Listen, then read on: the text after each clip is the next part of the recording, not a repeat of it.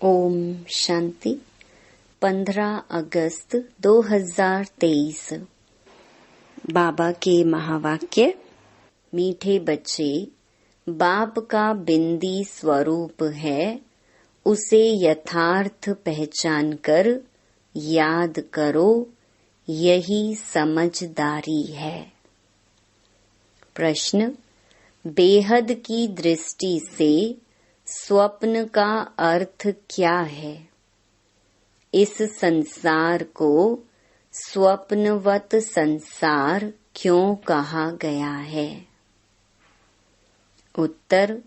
स्वप्न अर्थात जो बात बीत गई।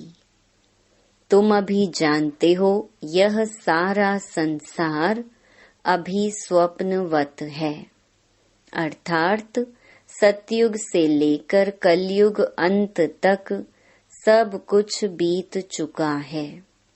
तुम्हें अभी सेकंड में इस स्वप्नवत संसार की स्मृति आ गई।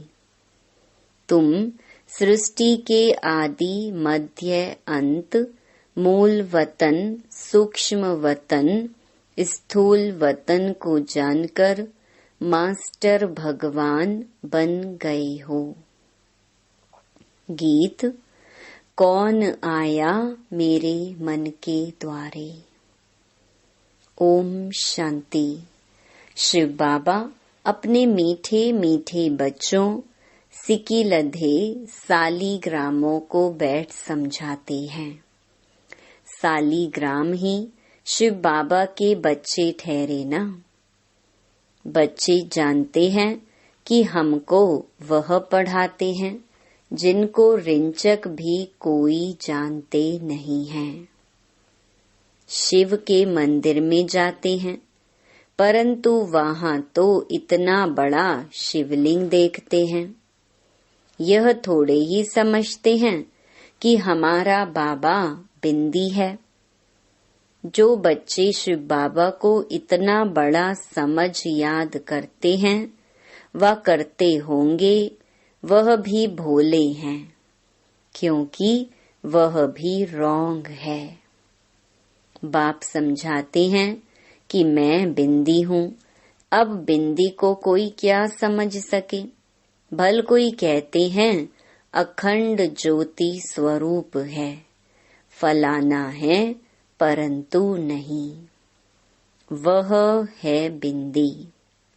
उनको याद करना बड़ा मुश्किल है, घड़ी घड़ी भूल जाते हैं। भक्ति मार्ग में आदत पड़ी हुई है शिवलिंग पर फूल चढ़ाने व पूजा करने की, तो वह याद रहता है, परंतु यह घड़ी घड़ी भूल जाते हैं कि हमारा बाबा बिंदी रूप है। सारी ड्रामा में उनका जो पार्ट है वह बजाते हैं। बिंदी की बैठ महिमा करेंगे क्या कि सुख का सागर है, शांति का सागर है। कितना छोटा बिंदी रूप है। बच्चे पूछते हैं किसको ध्यान में रखें। इन बातों को तो समझदार ही समझ सके, नहीं तो वही शिव का लिंग याद आ जाता है। श्री कृष्ण तो अच्छी रीति बुद्धि में बैठ सकता है, यह तो है बिंदी। गीत में भी कहते हैं कि याद करो तो याद ना आए, फिर वह सूरत कैसी है। यह भी वंडरफुल है, इतनी छोटी बिंदी है। ज्ञान का डांस करते हैं, कहा जाता है यह स्वप्नों का संसार है। बीती हुई बात को स्वप्न कहा जाता है। स्वप्नवत संसार जो बीत गया है वह तुम्हारी बुद्धि में आता है। सारा ब्रह्मांड, मूल वतन, सूक्ष्म वतन, सतयुग, त्रेता, द्वापर, सारा स्वप्न हो गया। जो पास्ट हो जाता है वह स्वप्न हो गया। अब कलयुग का भी अंत है। यह स्वप्नवत संसार हुआ ना। वह हद के स्वप्न आते हैं, तुमको बेहद का बुद्धि में आता है। सूर्यवंशी चंद्रवंशी भी सब स्वप्न हो गया। इसको कहा जाता है स्वप्नों का संसार। इतना राज और कोई नहीं जानते सिवाय तुम बच्चों के। सतयुग में कितने अथाह सुख थे, वह सब पास्ट हो गए। अभी तुम बच्चों की बुद्धि में आदि मध्य अंत का पूरा ज्ञान है।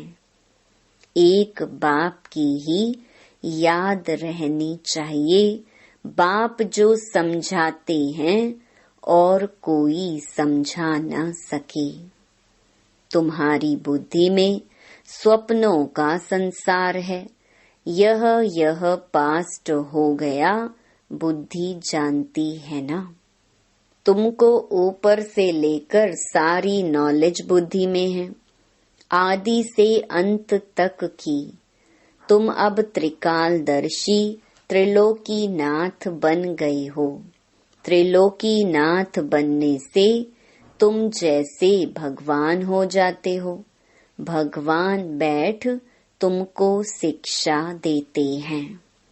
सेकंड में स्वप्न आता है ना, तो सेकंड में तुमको सारा याद आना चाहिए, बीज और झाड़।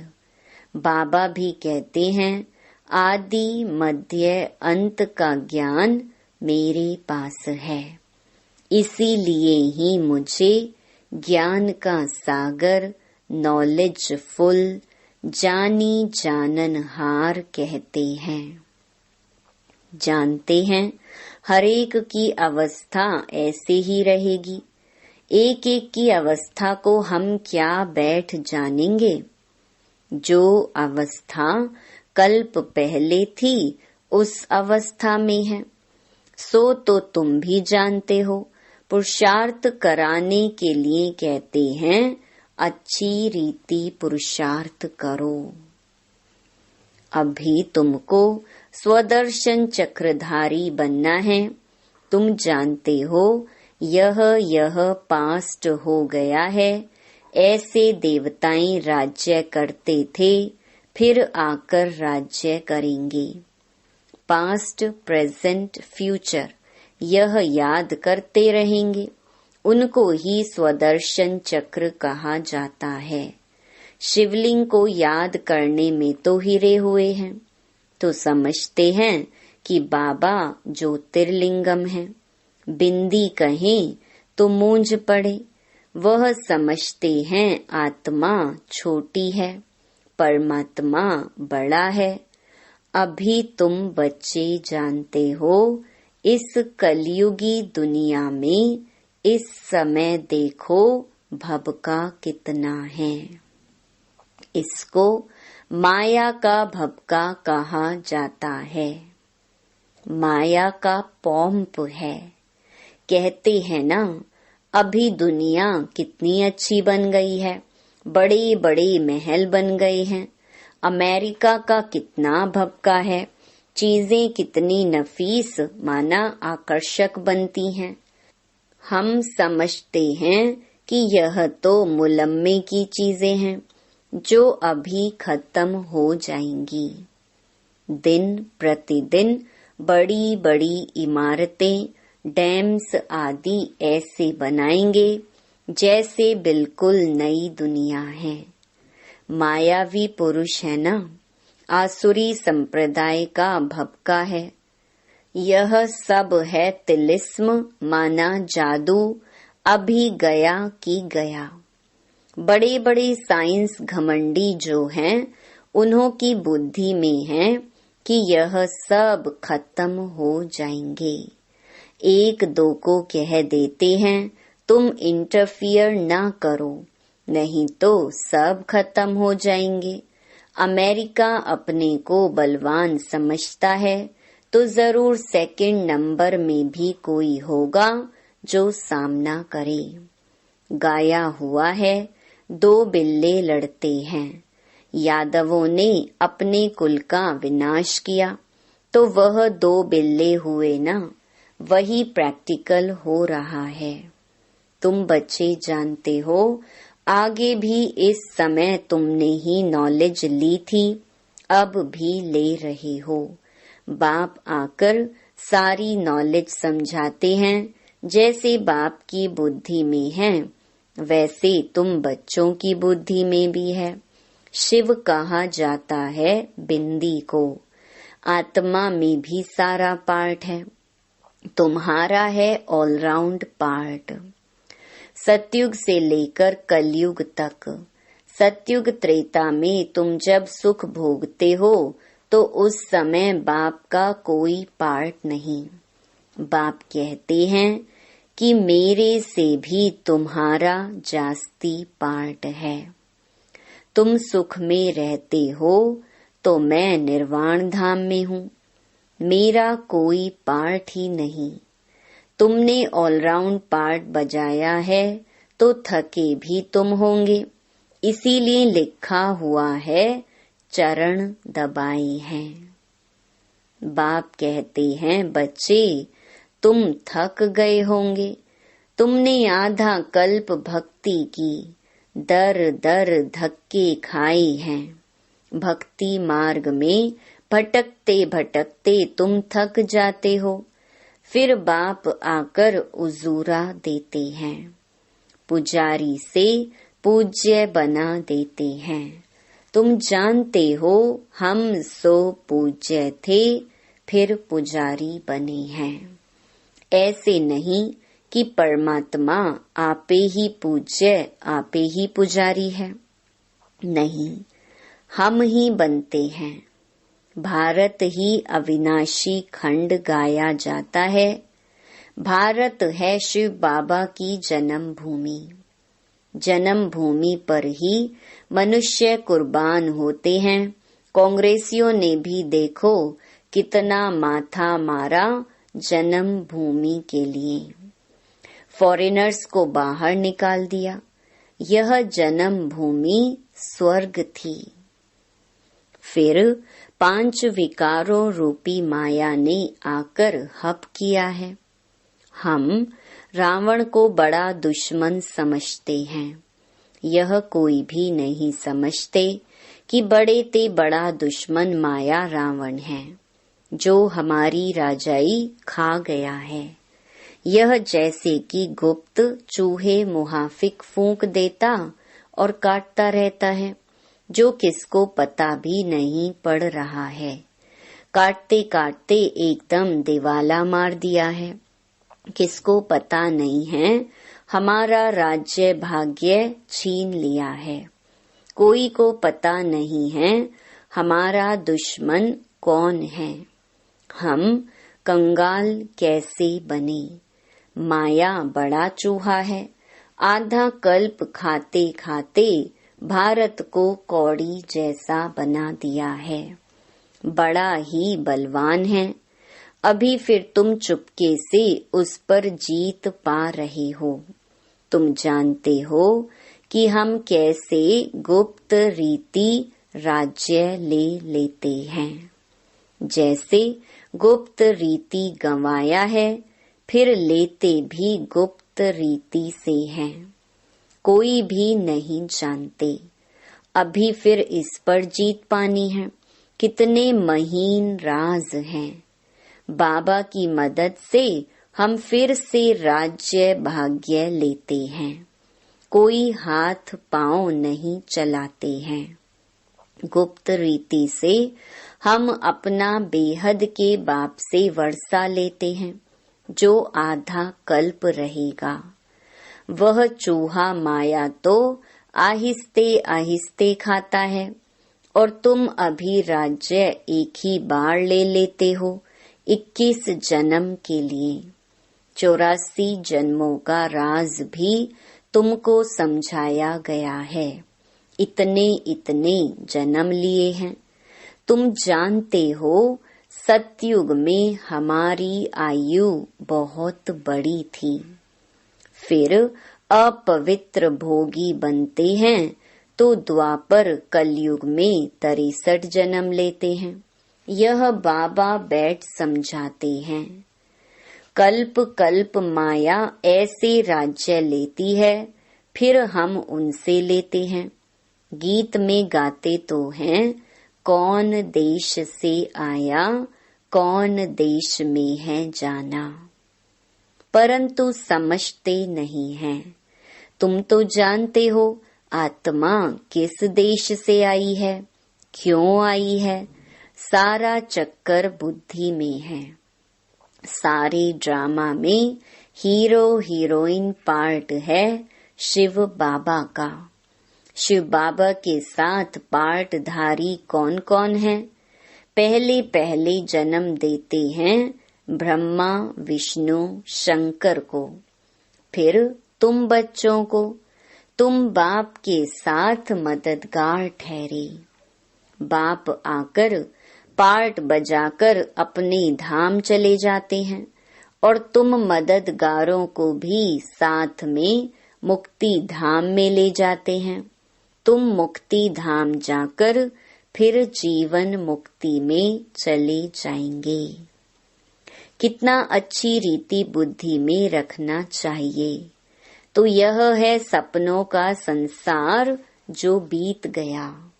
तुम जानते हो कि सतयुग त्रेता में देवी देवताएं रहते थे, अभी नहीं है। गीत का कितना गुह्य राज है, कैसे सपनों का संसार बुद्धि में लेकर बैठे हैं। सारा चक्कर कैसे फिरता है। जो नॉलेज बाबा में है वह हमारे में भी है। बेहद के बाप में ही यह सारी बेहद की नॉलेज है। बच्चे जानते हैं यह भी स्वप्न हो जाएगा। यह बड़ी समझने और समझाने की बातें हैं। सतयुग त्रेता में यह बातें किसकी बुद्धि में होती नहीं, गुह्य पॉइंट्स मिलती रहती हैं। बुद्धि में सारा चक्कर रहना चाहिए। भक्ति मार्ग क्या है, कब से शुरू होता है, इससे कुछ भी फायदा नहीं हुआ। भक्ति करते करते नुकसान में ही आ गए हैं। अब फिर से तुम कौड़ी से हीरे जैसा बनते हो। माया कौड़ी मिसल बना देती है। बाबा ज्ञान डांस सिखलाते हैं, फिर वहां जाकर तुम डांस करेंगे। यह बातें बड़ी वंडरफुल जानने लायक हैं। यहाँ की रस्म रिवाज वहाँ बिल्कुल नहीं होती है। वह है ही वाइसलेस वर्ल्ड।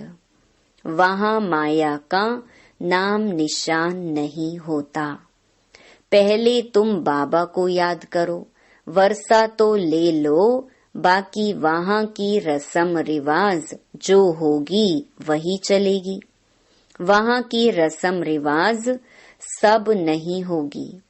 वहाँ यह उत्सव आदि होंगे नहीं। यहाँ गमी उदासी रहती है, तब शादमाना उत्साह दिलाने वाले उत्सव मनाते हैं। वहाँ तो नित्य है ही शादमाना। रोने की दरकार नहीं रहती, उत्सव मनाने की बात नहीं रहती। सदैव हमारे बड़े दिन होंगे। वहाँ शादी भी धूमधाम से होती है, दहेज मिलता है, दास दासियां मिलती हैं। बाकी त्योहार आदि की दरकार नहीं रहती। यह हैं ही संगम के त्योहार जो भक्ति मार्ग में मनाए जाते हैं। वहाँ तो सदैव खुशियां ही खुशियां हैं। अच्छा, मीठे मीठे सिकिलधे बच्चों प्रति मात पिता बाप दादा का याद प्यार और गुड मॉर्निंग। रूहानी बाप की रूहानी बच्चों को नमस्ते। धारणा के लिए मुख्य सार। पहला, स्वदर्शन चक्र फिराते माया पर गुप्त रीति विजय प्राप्त करनी है। बाप समान नॉलेजफुल होकर रहना है।